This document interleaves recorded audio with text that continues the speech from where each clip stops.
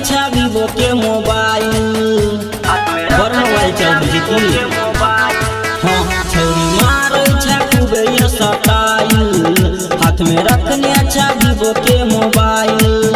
छौरा चुमा ले को गाल में ईसा ताकत देवाल में छौरा चुमा ले को गाल में ईसा ताकत देवाल में हम नाचबो टोली पगे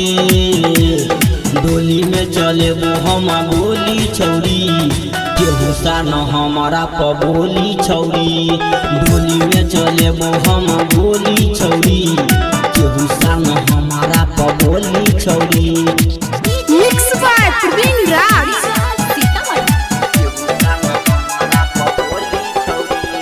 अभी आप सुन रहे हैं खाजेडी से धड़कन फिल्म्स की शानदार प्रस्तुति। हमरा के छौरी तू कह अकेला अपना भातार से मिल चल गेला मोबाइल में तोरा करा दिलियो जी कोनो लफंगा से भ गेल बीजी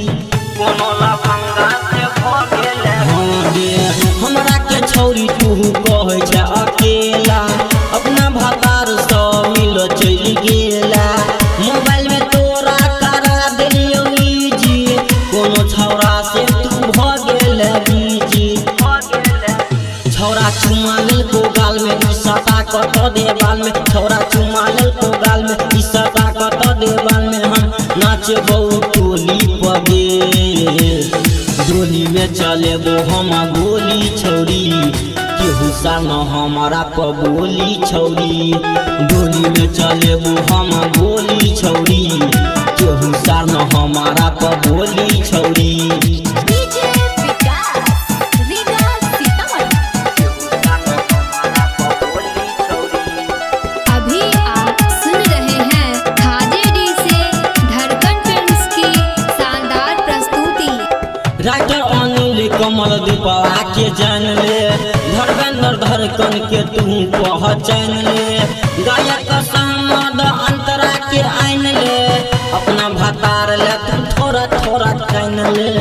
अपना भतार ले तू थोड़ा थोड़ा हाँ गे